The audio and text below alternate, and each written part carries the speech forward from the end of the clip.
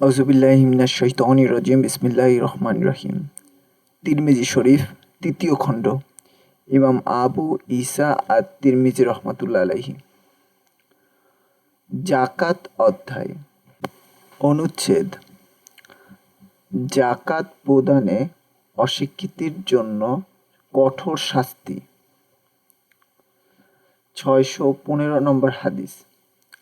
হান্নাদ ইবনুস সারি আত-তামিম আল-কুফি রহমাতুল্লাহ আলাইহি আবু যার রাদিয়াল্লাহু থেকে বর্ণিত, তিনি বলেন, আমি একদিন রাসূলুল্লাহ সাল্লাল্লাহু আলাইহি ওয়াসাল্লামের কাছে এলাম। এই সময় তিনি কাবা শরীফের ছায়ায় উপবিষ্ট ছিলেন। তিনি আমাকে সামনে দেখে বলতে লাগলো, কাবার রবের কসম, কিয়ামতের দিন এরাই হবে অধিকতর ক্ষতিগ্রস্ত। আবু যার রাদিয়াল্লাহু বলেন, আমি মনে মনে ভাবলাম, কি হলো আমার ব্যাপারে হয়তো কিছু নাজিল হয়েছে। যা হোক, আমি বললাম, আপনার জন্য আমার পিতামাতা কোরবান হোক। এরা কারা? রাসূলুল্লাহ সাল্লাল্লাহু আলাইহি ওয়াসাল্লাম বললেন, এরা হলো অধিক সম্পদের অধিকারী ব্যক্তিগণ, কিন্তু যারা এরূপ করে তারা ছাড়া। এরপর তিনি সামনে, ডানে, বামে দুই হাতে অঞ্জলি ভরে ইশারা করে দেখালেন। তিনি আরো বললেন, কসম সে সত্তার, যার হাতে আমার প্রাণ। কোনো ব্যক্তি যদি উট বা গরু রেখে মারা যায় আর এগুলোর যাকাত আদায় না করে যায়, তবে সেগুলো কিয়ামতের দিন আরো বেশি মোটা তাজা হয়ে আসবে এবং ওই ব্যক্তিকে পায়ের খুরে দলিত করবে এবং শিং দিয়ে গুতাতে থাকবে। যখনই শেষেরটির কাজ শেষ হবে, তখনই প্রথমটি আবার শুরু করবে। সব মানুষের বিচার শেষ না হওয়া পর্যন্ত এইরূপ চলতে থাকবে। এই বিষয়ে আবু হুরায়রা রাদিয়াল্লাহু থেকেও অনুরূপ বর্ণিত আছে। আলী ইবনে আবু তালিব রাদিয়াল্লাহু থেকে বর্ণিত আছে যে তিনি বলেন, যাকাত অস্বীকারীকে লানত করা হয়েছে। কাবিসা ইবনে হুলব তাদীয় পিতা হুলবের বারাতে এবং জাবির ইবনে আবদুল্লাহ ও আবদুল্লাহ ইবনে মাসউদ রাদিয়াল্লাহু থেকেও হাদিস বর্ণিত আছে। ইমাম আবু ঈসা তিরমিজি রহমাতুল্লাহ আলাইহি বলেন, আবু যার রাদিয়াল্লাহু বর্ণিত হাদিসটি হাসান সহিহ। আবু যার রাদিয়াল্লাহু এর নাম হলো জুনদাব ইবনু সাকান। কেউ কেউ বলেন ইবনে জুনাদা। আবদুল্লাহ ইবনে মুনির রহমাতুল্লাহ আলাইহি জাহাক ইবনে মুজাহিম রহমাতুল্লাহ থেকে বর্ণিত যে তিনি বলেন, অধিক সম্পদশালী হলো তারা যাদের কাছে 10,000 বা ততোধিক দিরহাম আছে। আবদুল্লাহ ইবনে মুনির মারওয়াজি একজন সৎ ব্যক্তি। অনুচ্ছেদ। যাকাত আদায় করে দিলে তোমার সম্পদের উপর যা কর্তব্য ছিল তা তুমি পূর্ণ করলে। 616 নম্বর হাদিস।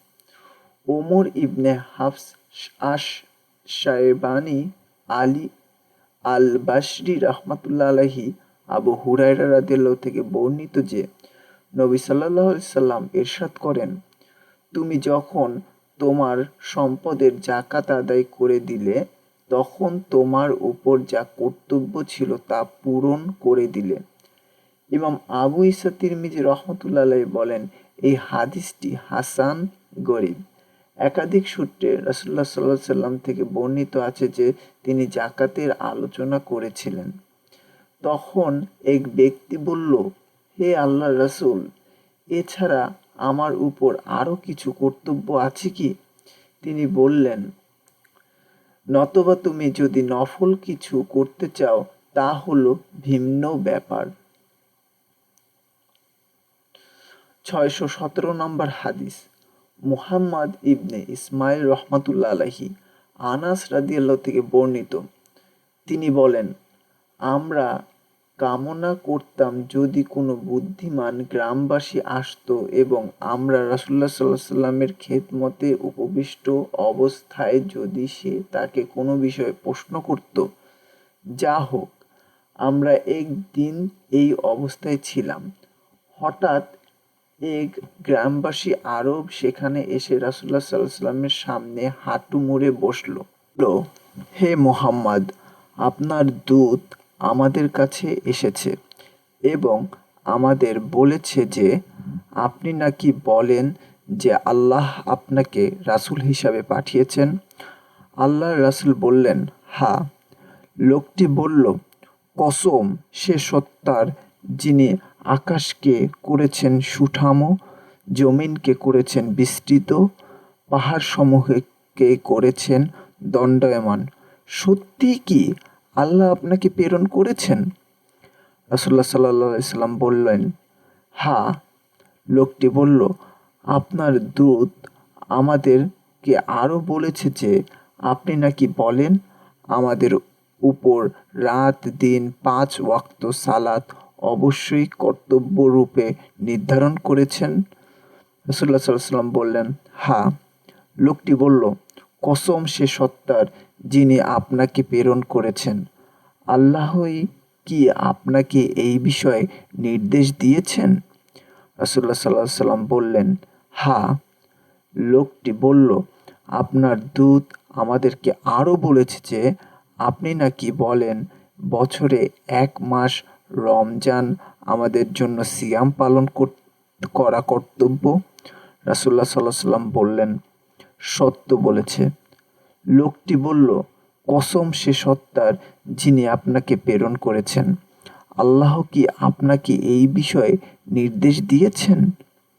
রাসূলুল্লাহ সাল্লাল্লাহু আলাইহি সাল্লাম বললেন, হ্যাঁ। লোকটি বলল, আপনার দূত আমাদের বলেছে যে আপনি নাকি বলেন যে আমাদের সম্পদে নির্ধারিত যাকাত রয়েছে। রাসূলুল্লাহ সাল্লাল্লাহু আলাইহি সাল্লাম বললেন, সত্য বলেছে। লোকটি বলল, কসম সে সত্তার যিনি আপনাকে প্রেরণ করেছেন, আল্লাহই কি আপনাকে এই বিষয়ে নির্দেশ দিয়েছেন? রাসূলুল্লাহ সাল্লাল্লাহু আলাইহি সাল্লাম বললেন, হ্যাঁ। লোকটি বলল, আপনার দূত আমাদের আরও বলেছে যে আপনি নাকি বলেন আমাদের মধ্যে যে ব্যক্তি বাইতুল্লাহ যেতে সক্ষম তার জন্য বাইতুল্লাহর হজ করা কর্তব্য। রাসূলুল্লাহ সাল্লাল্লাহু আলাইহি সাল্লাম বললেন, হ্যাঁ। লোকটি বলল, কসম সে সত্তার যিনি আপনাকে প্রেরণ করেছেন, আল্লাহই কি আপনাকে এই বিষয়ে নির্দেশ দিয়েছেন? রাসূলুল্লাহ সাল্লাল্লাহু আলাইহি সাল্লাম বলল, হ্যাঁ। লোকটি বলল, কসম সে সত্তার যিনি আপনাকে সত্যসহ প্রেরণ করেছেন, আমি এগুলোর একটিকেও পরিত্যাগ করব না আর এগুলোর সীমাও অতিক্রম করব না। এরপর লোকটি দ্রুত উঠে চলে গেল। রাসূলুল্লাহ সাল্লাল্লাহু আলাইহি সাল্লাম বললেন, এই গ্রামবাসী লোকটি যদি সত্য বলে থাকে তবে সে অবশ্যই জান্নাতে যাবে। ইমাম আবু ঈসা তিরমিজি রহমাতুল্লাহ আলাইহি বলেন, এই হাদিসটি হাসান ও এই সূত্রে গারিব। অন্য সূত্রেও আনাস রাদিয়াল্লাহু থেকে এটি বর্ণিত আছে।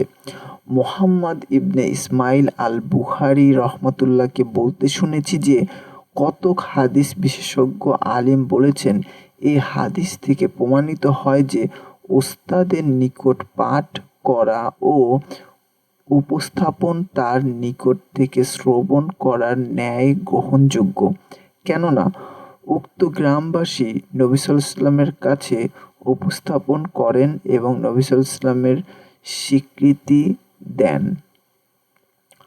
অনুচ্ছেদ স্বর্ণ ও রূপার যাকাত। 618 নম্বর হাদিস। মুহাম্মদ ইবনে আব্দুল মালিক ইবনে আবু শাওয়ারিব রহমাতুল্লাহ আলাইহি আলী রাদিয়াল্লাহু থেকে বর্ণিত, তিনি বলেন, রাসূলুল্লাহ সাল্লাল্লাহু আলাইহি ওয়াসাল্লাম ইরশাদ করেছেন, ঘোড়া ও ক্রীতদাসের ক্ষেত্রে যাকাত মাফ করে দিলাম। তোমরা প্রতি 40 দিরহাম রৌপ্য মুদ্রা 1 দিরহাম হিসাবে রৌপ্যর যাকাত দিবে। 190 দিরহামেও আমার বাইতুল মালের কিছু পাওনা নাই। কিন্তু ২০ দিরহাম পরিমাণ হলে এতে ৫ দিরহাম 2.50% জাকাত ধার্য হবে। এই বিষয়ে আবু বকর সিদ্দিক ও আমর ইবনে হাজম রাদিয়াল্লাহু থেকেও হাদিস বর্ণিত আছে। ইমাম আবু ঈসা তিরমিজি রহমাতুল্লাহ আলাইহি বলেন, আমাশ ও আবু আওয়ানা প্রমুখ এই হাদিসটি আবু ইসহাক আসিম ইবনে জামুরা আলী রাদিয়াল্লাহু সূত্রে বর্ণনা করেছেন। আর সুফিয়ান সাওয়ারি ইবনে উয়ানা প্রমুখ আবু ইসহাক হারিস আলী রাদিয়াল্লাহু সূত্রে এটি বর্ণনা করেছেন। মোহাম্মদ ইবনে ইসমাইল আল বুখারী রহমতুল্লাহকে এই হাদিসটি সম্পর্কে আমি জিজ্ঞাসা করেছিলাম। তিনি বললেন, আমার মতে আবু ইসহাক থেকে উভয় সনদ সহিহ, কারণ সম্ভাবনা আছে যে তিনি আসিম ও হারিস উভয়ের নিকট থেকে এটির রিওয়ায়াত করেছেন। অনুচ্ছেদ উট ও ছাগলের যাকাত। ৬১৯ নম্বর হাদিস। জিয়াদ ইবনে আইয়ুব আল বাগদাদি, ইব্রাহিম ইবনে আবদুল্লাহ আল হিরাবি ও মুহাম্মদ ইবনে কামিল আল মারওয়াজি রহমাতুল্লাহ সালিম তাদিও পিতা ইবনে উমর রাদিয়াল্লাহু থেকে বর্ণিত যে রাসূলুল্লাহ সাল্লাল্লাহু আলাইহি ওয়াসাল্লাম সাদাকা জাকাত সম্পর্কিত একটি পাত্র তৈরি করেন এবং সেটি তলোয়ারের সাথে মিলিয়ে সংরক্ষিত করে রাখেন। ইন্তেকাল পর্যন্ত আর তিনি তা বের করে আনেননি। জাকাত সংগ্রহকারী কর্মকর্তাদের জন্য সেটি প্রেরণ করতে পারেননি। তার ইন্তেকালের পর আবু বকর রাদিয়াল্লাহু ও তার মৃত্যু পর্যন্ত এবং ওমর রাদিয়াল্লাহু ও তার মৃত্যু পর্যন্ত এতদা অনুসারে আমল করেছেন।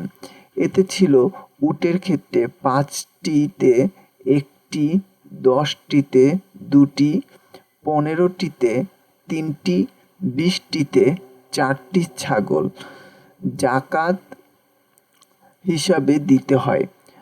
২৫টি থেকে ৩৫টি পর্যন্ত উটে একটি বিনত মাখাজ অর্থাৎ পূর্ণ ১ বছর বয়সের মাদি উট এর ঊর্ধ্ব ৪৫টি পর্যন্ত একটি বিনত লাবুন অর্থাৎ পূর্ণ ২ বছর বয়সে মাদি উট এর ঊর্ধ্ব ৬০টি পর্যন্ত একটি হিক্কা অর্থাৎ পূর্ণ ৩ বছর বয়সে মাদি উট এর ঊর্ধ্ব ৭৫ পর্যন্ত একটি জায়া অর্থাৎ পূর্ণ ৪ বছর বয়সের একটি মাদি উট জাকাত হিসাবে দিতে হয়। উটের সংখ্যা আরও বেশি হলে ৯০টি পর্যন্ত দুটো বিনত লাবুন, আরও বেশি হলে ১২০ পর্যন্ত দুটো হিক্কা, আর ১২০-এর ঊর্ধ্ব প্রতি ৫০-এ একটি হিক্কা এবং প্রতি ৪০-এ একটি করে বিনত লাবুন ধার্য হবে। ছাগলের ক্ষেত্রে ১২০টি পর্যন্ত প্রতি ৪০টিতে একটি করে ছাগল প্রদান করতে হবে, আর বেশি হলে ২০ পর্যন্ত দুটো ছাগল, আর বেশি হলে ৩০০টি পর্যন্ত ৩টি ছাগল, আর বেশি হলে প্রতি ১০০টিতে একটি করে ছাগল ধার্য হবে এবং ৪০০ না হওয়া পর্যন্ত এতে নতুন ধার্য হবে না। জাকাতের আশঙ্কায় বিভিন্ন মালিকানায় বিচ্ছিন্ন পশুগুলিকে এক মালিকানাভুক্ত করে একত্রিত করা যাবে না এবং একত্রিতগুলোকে বিচ্ছিন্ন করা যাবে না। দুই শরীরের পশুগুলো যদি একত্রে থাকে আর একজন তা দিয়ে দেয়, তবে অতিরিক্ত অংশ পরস্পর থেকে সমানভাবে ফিরিয়ে নিয়ে আনবে। জাকাতে অতিবৃদ্ধ বা ত্রুটিযুক্ত পশু গ্রহণ করা যাবে না। ইমাম আবু জুহারি রহমতুল্লাহ আলাইহি বলেন, জাকাত সংগ্রহকারী কর্মচারী যখন জাকাত সংগ্রহ করতে আসবে, তিনি পশুগুলোকে 3 ভাগে ভাগ করবেন। সর্বোত্তমগুলোর 1 ভাগ, মধ্যম ধরনের পশুগুলোর 1 ভাগ আর নিকৃষ্টগুলোর জন্য 1 ভাগ। পরে তিনি মধ্যমের ধরনের পশুগুলো থেকে জাকাতের অংশ গ্রহণ করবেন। রাবি বলেন, ইমাম জুহরি রহমতুল্লাহ আলাইহি এই রিওয়ায়েতের গরুর কথা উল্লেখ করেননি। এই বিষয়ে আবু বকর সিদ্দিক, বাহজ ইবনে হাকিম পিতামহ রাদিয়াল্লাহু থেকে এবং আবু জার ও আনাস রাদিয়াল্লাহু থেকেও হাদিস বর্ণিত আছে। ইমাম আবু ঈসা তিরমিজি রহমতুল্লাহ আলাইহি বলেন, ইবনে ওমর রাদিয়াল্লাহু বর্ণিত হাদিসটি হাসান। সাধারণভাবে ফকিহগণ এই হাদিস অনুসারে অভিমত গ্রহণ করেছেন। ইউনুস ইবনে ইয়াজিদ প্রমুখ জুহরি হতে সালিম রহমতুল্লাহ আলাইহির সূত্রে এই হাদিসটি রিওয়ায়াত করেছেন, কিন্তু তার মারুফ হিসাবে তা করেননি। কেবল সুফিয়ান ইবনে হুসায়নাই এটিকে মারুফ হিসাবে রিওয়ায়াত করেছেন। অনুচ্ছেদ গরুর জাকাত। 620 নম্বর হাদিস। মুহাম্মদ ইবনে উবায়দ আল মুহারিবি ও আবু সাঈদ আল আশাজ্জ রহমতুল্লাহ আলাইহি আব্দুল্লাহ ইবনে মাসউদ রাদিয়াল্লাহু থেকে বর্ণিত যে রাসূলুল্লাহ সাল্লাল্লাহু আলাইহি ওয়াসাল্লাম বলেছেন, 30টি গরুতে একটি পূর্ণ 1 বছর বয়স্ক গরু বা গাভী, প্রতি 40টিতে পূর্ণ 2 বছর বয়স্ক গাভী জাকাত হিসাবে দিতে হয়। এই বিষয়ে মুআজ ইবনে জাবাল রাদিয়াল্লাহু থেকেও হাদিস বর্ণিত আছে। ইমাম আবু ঈসা তিরমিজি রহমতুল্লাহ আলাইহি বলেন, হুসায়ফ রাদিয়াল্লাহু থেকেও আব্দুস সালাম ইবনে হারব রহমতুল্লাহ আলাইহি এইরূপ বর্ণনা করেছেন। আব্দুস সালাম রহমতুল্লাহ আলাইহি নির্ভরযোগ্য ও হাদিসের হাফিজ শরীক এই হাদিসটিকে হুসরাফ আবু উবায়দা সূত্রে তার পিতা থেকে আব্দুল্লাহ সূত্রে বর্ণনা করেছেন। এই আবু উবায়দা ইবনে আব্দুল্লাহ তার পিতা থেকে কোনো হাদিস শুনেননি। 621 নম্বর হাদিস। মাহমুদ ইবনে গাইলান রহমতুল্লাহ আলাইহি মুআজ ইবনে জাবাল রাদিয়াল্লাহু থেকে বর্ণিত, তিনি বলেন, নবী সাল্লাল্লাহু আলাইহি ওয়াসাল্লাম আমাকে ইয়ামেনের প্রেরণ করেন এবং আমাকে নির্দেশ দেন যে আমি যেন প্রতি 30টি গরুতে পূর্ণ 1 বছর একটি ষাঁড় বা গাভী এবং প্রতি 40টিতে পূর্ণ 2 বছরের একটি গাভী জাকাত হিসাবে গ্রহণ করি এবং প্রত্যেক বালিগ ব্যক্তির পক্ষ থেকে 1 দিনার বা সমপরিমাণ মাওয়াফিরি কাপড় জিজা হিসাবে সংগ্রহ করি। ইমাম আবু ঈসা তিরমিজি রহমতুল্লাহ আলাইহি বলেন, এই হাদিসটি হাসান। কোন রাবি এই হাদিসটিকে সুফিয়ান, আমাশ, আবু ওয়াইল, মাসরুক রহমতুল্লাহ সূত্রে বর্ণনা করেন যে নবী সাল্লাল্লাহু আলাইহি ওয়াসাল্লাম মুআজ রাদিয়াল্লাহুকে ইয়ামান প্রেরণ করেন এবং তাকে নির্দেশ দেন যেন তিনি গ্রহণ করেন। এই রিওয়ায়াতটি অধিকতর সহিহ। 622 নম্বর হাদিস। মুহাম্মদ ইবনে বাশশার রহমতুল্লাহ আলাইহি আমর ইবনে মুরারা রহমতুল্লাহ থেকে বর্ণিত, তিনি বলেন, আমি আবু উবায়দা ইবনে আব্দুল্লাহ রহমতুল্লাহকে জিজ্ঞাসা করলাম, আপনি কি আব্দুল্লাহ থেকে কোনো বিষয়ে স্মরণ রাখেন? তিনি বললেন, না। অনুচ্ছেদ জাকাত হিসাবে উত্তম মাল সংগ্রহ করা নিষেধ। 623 নম্বর হাদিস। আবু কুরাইব রহমতুল্লাহ আলাইহি ইবনে আব্বাস রাদিয়াল্লাহু থেকে বর্ণিত যে রাসূলুল্লাহ সাল্লাল্লাহু আলাইহি ওয়াসাল্লাম মুআজ রাদিয়াল্লাহুকে ইয়ামেনে পাঠালেন। তখন তিনি তাকে বললেন, তুমি কিতাবী এক সম্প্রদায়ের কাছে যাচ্ছ, তুমি প্রথমে তাদের এই কথার সাক্ষ্য দিতে আহ্বান জানাবে যে আল্লাহ ছাড়া কোনো ইলাহ নেই এবং আমি তার রাসূল। তারা যদি এই বিষয়ে তোমার আনুগত্য করে তবে তাদের অবহিত করবে যে আল্লাহ তাদের উপরে দিনে রাতে 5 ওয়াক্ত সালাত ফরজ করেছেন। তারা যদি এই বিষয়ে তোমার কথা মেনে নেয় তবে তাদের জানাবে যে আল্লাহ তাআলা তাদের উপরে তাদের সম্পদে জাকাত ফরজ করেছেন, তা তাদের ধনীদের থেকে সংগ্রহ করা হবে এবং তাদের গরিবদের মধ্যে বন্টন করে দেওয়া হবে। তারা যদি এতে তোমার আনুগত্য করে তবে তুমি তাদের উত্তম মাল গ্রহণ করে থেকে বিরত থাকবে, আর তুমি মজলুমদের দোয়া থেকে বেঁচে থাকবে, কেননা আল্লাহ ও তার মাঝে কোনো আড়াল নেই। এই বিষয়ে সুনাবি রহমতুল্লাহ আলাইহি থেকেও হাদিস বর্ণিত আছে। ইমাম আবু ইসা রহমতুল্লাহ আলাইহি বলেন, ইবনে আব্বাস রাদিয়াল্লাহু থেকে বর্ণিত এই হাদিসটি হাসান সহি। রাবি আবু মাবাদ রাদিয়াল্লাহু হলেন ইবনে আব্বাস রাদিয়াল্লাহু এর আজাদকৃত দাস। তার নাম নাফিস। অনুচ্ছেদ ফল, ফসল ও শস্যের জাকাত। 624 নম্বর হাদিস। কুতাইবা রহমতুল্লাহ আলাইহি আবু সাঈদ খুদরি রাদিয়াল্লাহু থেকে বর্ণিত যে নবী সাল্লাল্লাহু আলাইহি ওয়াসাল্লাম ইরশাদ করেছেন, 5টি উটের কমে জাকাত নাই।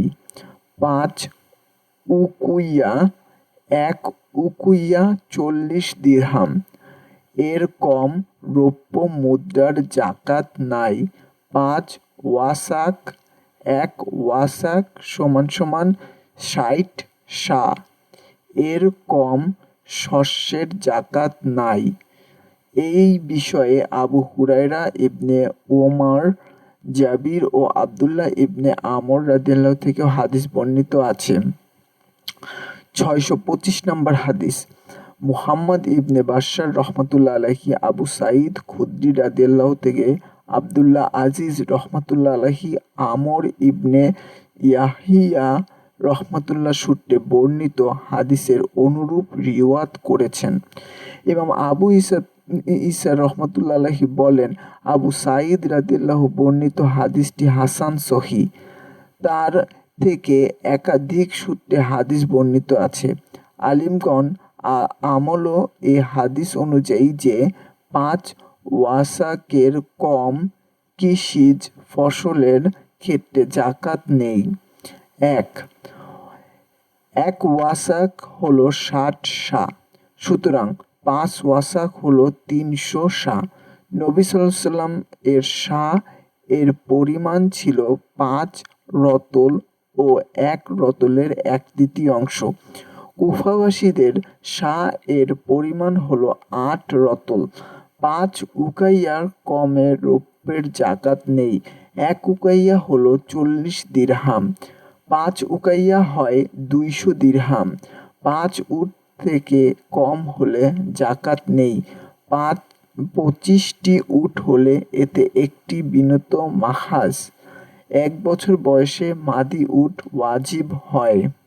আর 25টির কমের ক্ষেত্রে প্রতি 5টি উটের উপর একটি বকরি জাকাত আসে।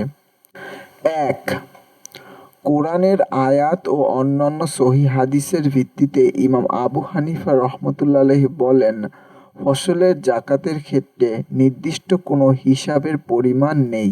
কম বেশি যাই হোক না কেন, তাতে ক্ষেত্র বিশেষ উশর 1/10 বা নিসফ উশর 20/1 জাকাত আদায় করতে হবে।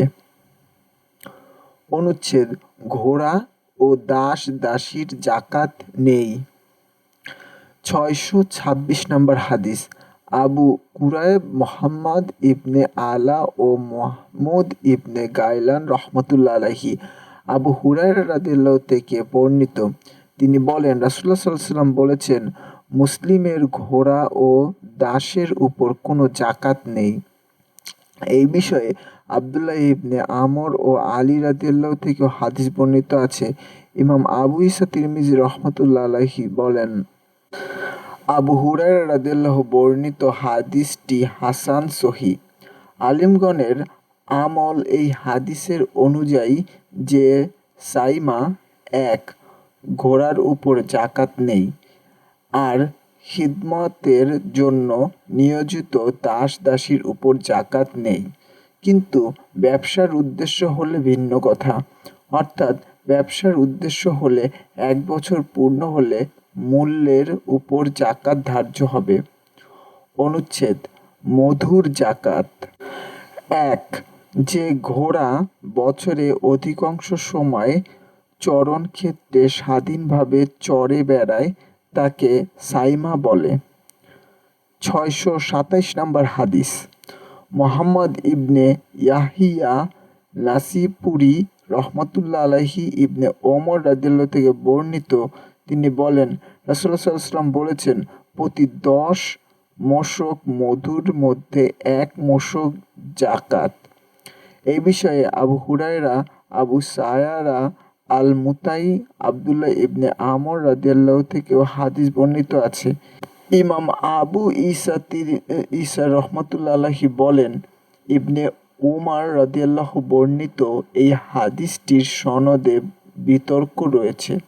এই বিষয়ে নবী সাল্লাল্লাহু আলাইহি ওয়াসাল্লাম থেকে তেমন উল্লেখযোগ্য কিছু বর্ণনা নেই। অধিকাংশ আলিমের আমল এ অনুযায়ী। ইমাম আহমদ ও ইসহাক রহমতুল্লাহ এ মত পোষণ করে। পক্ষান্তরে কোনো উলামার মতে মধুর উপর কোনো কিছু জাকাত নেই।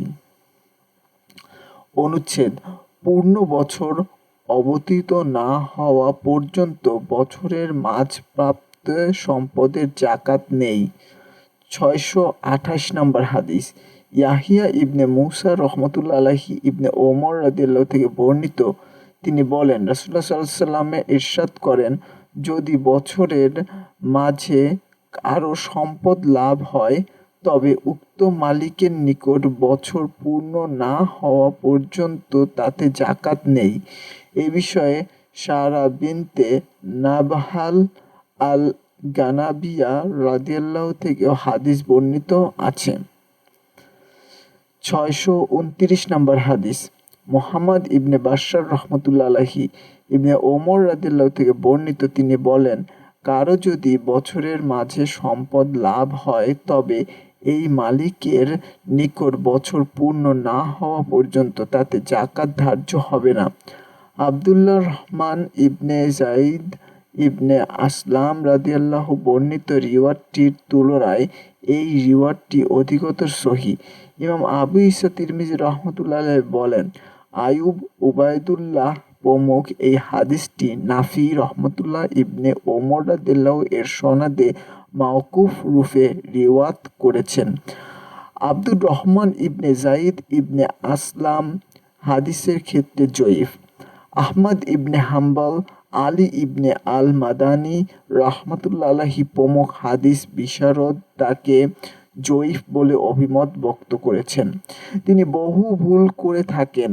একাধিক সাহাবী থেকে বর্ণিত আছে যে পূর্ণ 1 বছর অতিক্রান্ত না হওয়া পর্যন্ত বছরের মাঝে প্রাপ্ত সম্পদের জাকাত নেই। এ হলো ইমাম মালিক ইবনে আনাস, শাফি, আহমেদ ইবনে হাম্বল ও ইসহাক রহমতুল্লাহর অভিমত। কোনো আলেম বলেন, যদি কারো কাছে পূর্ব থেকেই জাকাত ধার্য হওয়ার মতো পরিমাণ সম্পদ থাকে তবে বছরের মাঝে প্রাপ্ত সম্পদেও জাকাত ধার্য হবে।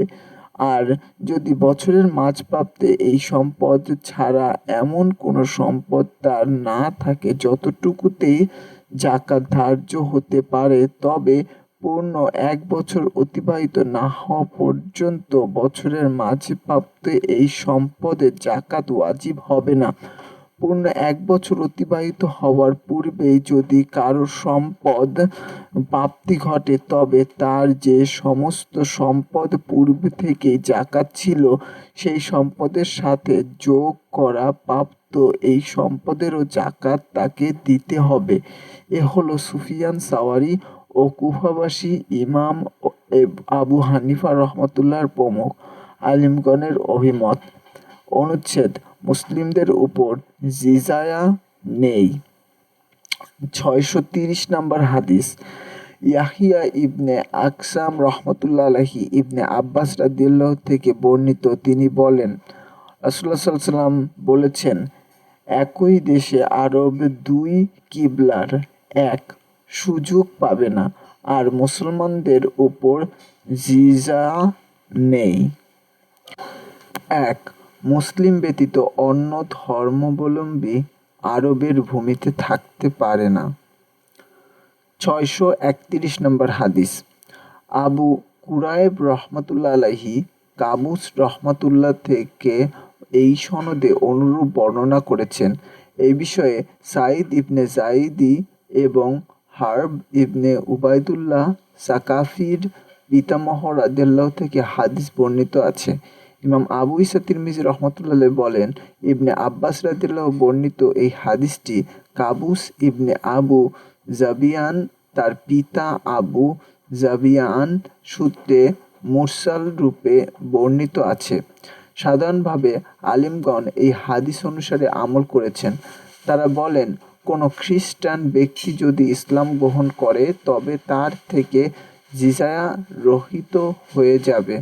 রাসূলুল্লাহ সাল্লাল্লাহু আলাইহি ওয়াসাল্লামের বাণী মুসলিমদের উপর জিজায়া উসুর ধার্য হয় না।